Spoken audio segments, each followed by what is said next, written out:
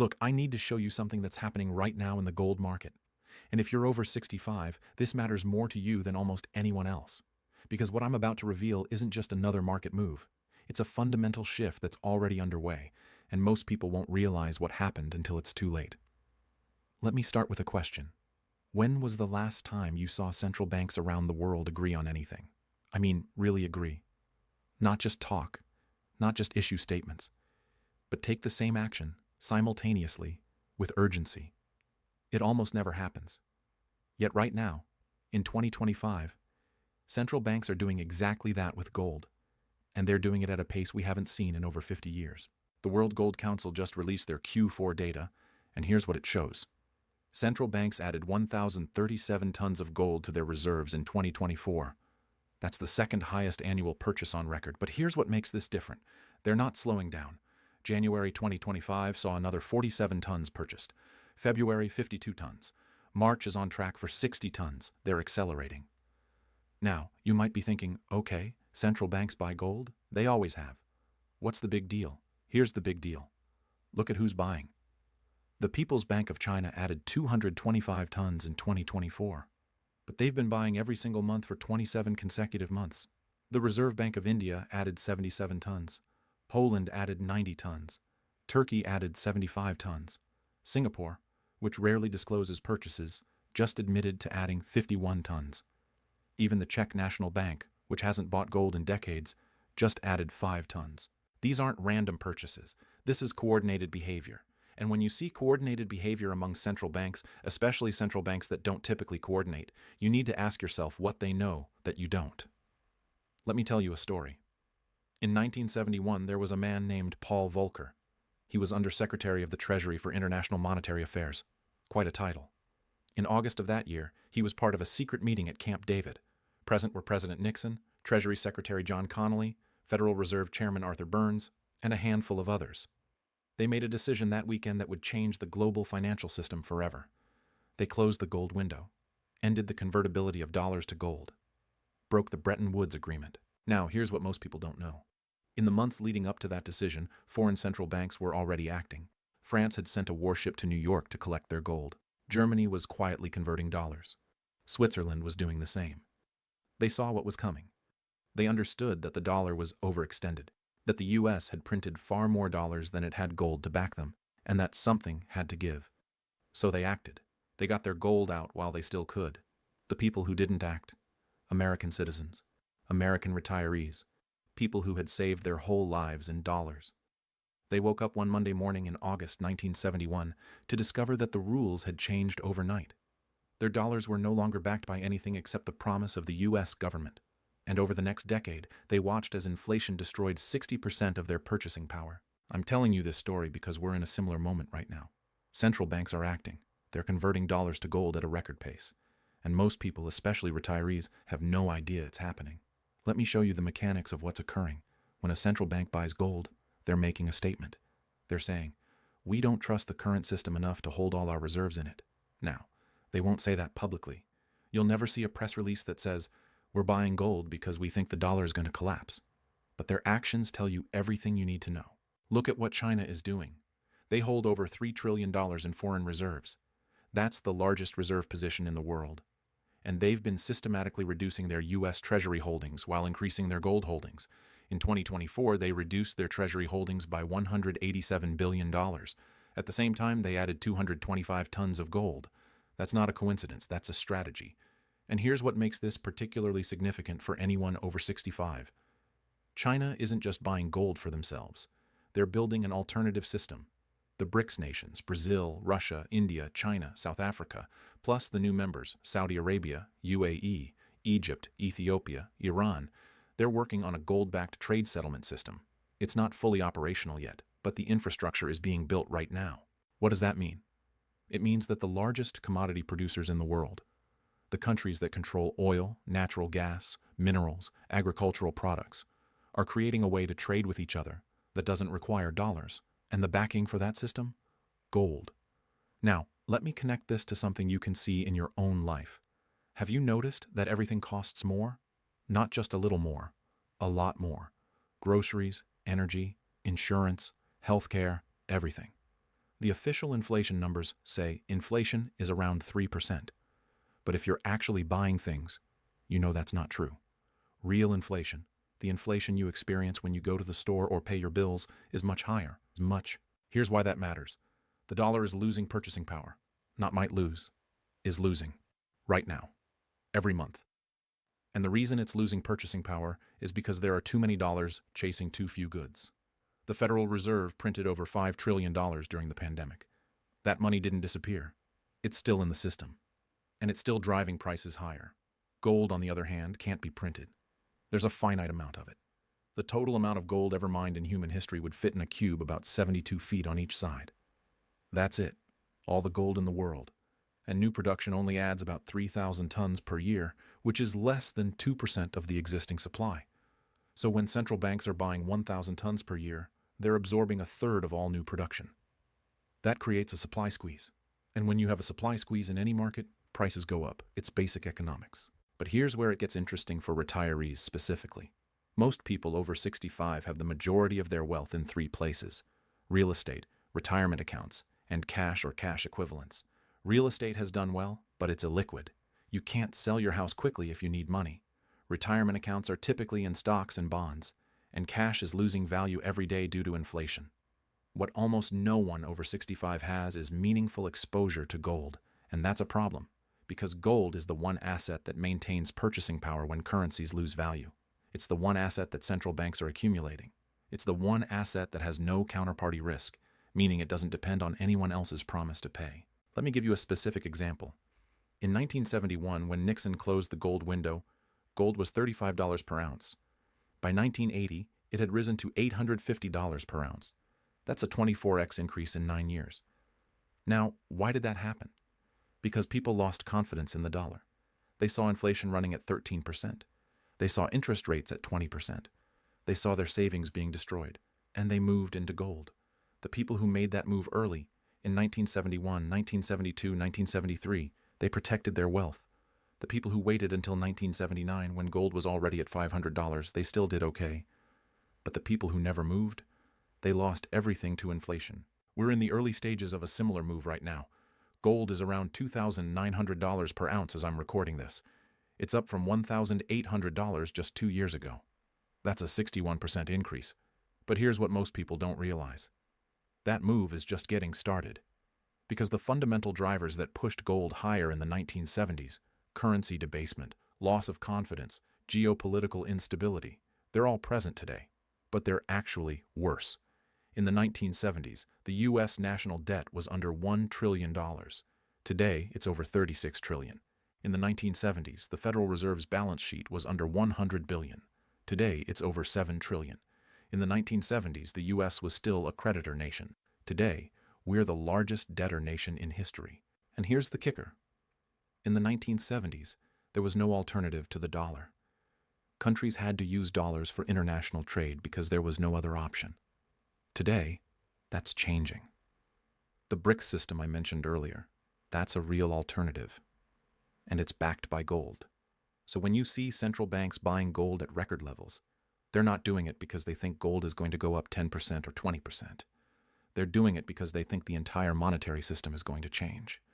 And they want to be positioned correctly when it does. Now let me pause here for a second because this is relevant to a lot of people watching. If you're sitting on $100,000 or more in retirement accounts, IRAs, 401ks, there's something you should know. You can actually hold physical gold inside those accounts. It's called a gold IRA. I put together a free guide that explains exactly how it works, how to do it without triggering taxes or penalties, what the rules are, all of that. It's in the description below. No obligation, just information. Worth looking at if you want to understand your options. All right, back to what's happening in the market. Because there's another layer to this that most people miss. The gold market isn't just about central banks. It's also about the commercial market, the COMEX, the London Bullion Market Association, the paper gold market. And there's a massive disconnect happening right now between paper gold and physical gold. Here's how it works. When you see the gold price quoted on financial news, that's the COMEX price. The COMEX is a futures exchange in New York where gold contracts are traded. But here's the thing. Most of those contracts never result in physical delivery. They're cash settled, meaning traders are just betting on the price movement. They're not actually buying or selling gold. They're buying and selling contracts that represent gold. The problem is, there's way more paper gold than there is physical gold. Estimates vary, but most analysts believe the ratio is somewhere between 100 to 1 and 250 to 1, meaning for every ounce of physical gold that actually exists in COMEX vaults, there are 100 to 250 ounces of paper claims on that gold. Now, as long as everyone is happy to trade paper, that system works fine. But what happens when people start asking for physical delivery? What happens when central banks, or large institutions, or wealthy individuals say, I don't want a contract, I want the actual metal? That's when you get a squeeze. And we're starting to see signs of that squeeze right now. In January 2025, COMEX registered gold inventories, that's gold that's available for delivery, dropped to 8.2 million ounces. That's the lowest level since 2020. At the same time, delivery requests are increasing. In February, there were 47,000 contracts standing for delivery. That's 4.7 million ounces. Do the math. There's not enough registered gold to satisfy delivery requests if everyone actually takes delivery. What does that mean for price? It means the paper price and the physical price are going to diverge. We're already seeing it in some markets.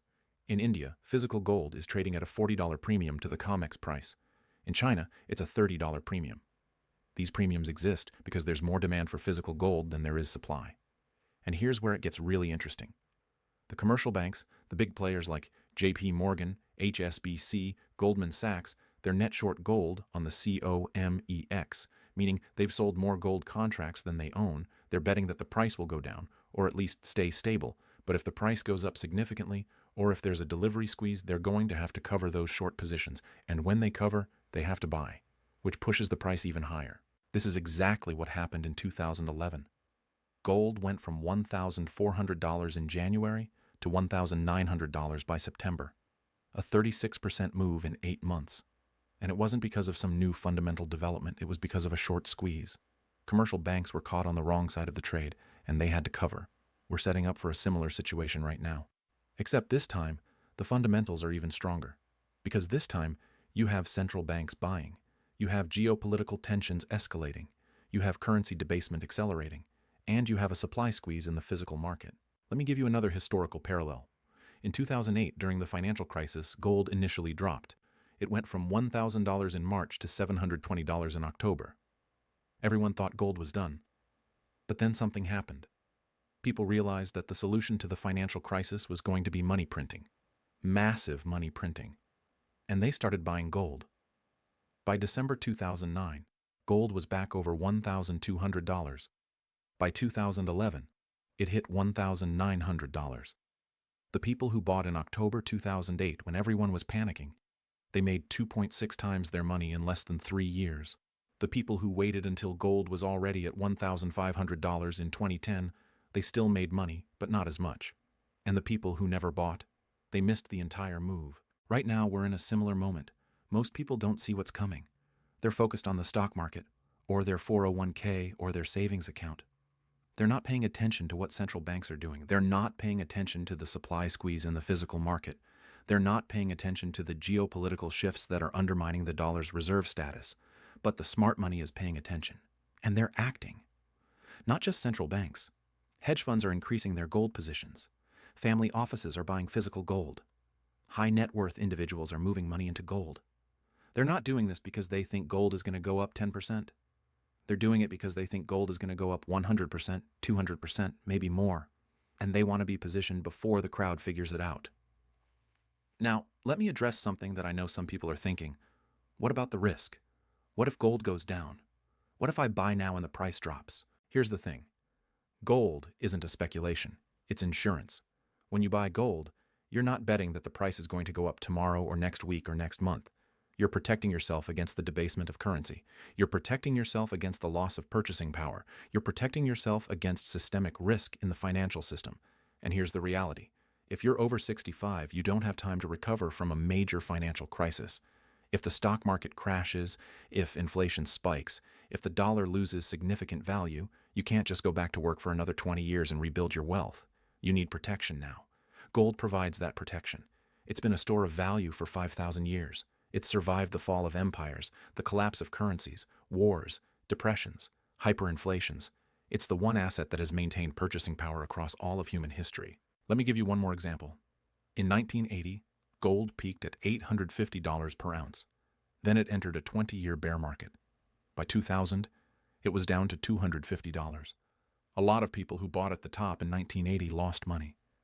But here's what they don't tell you.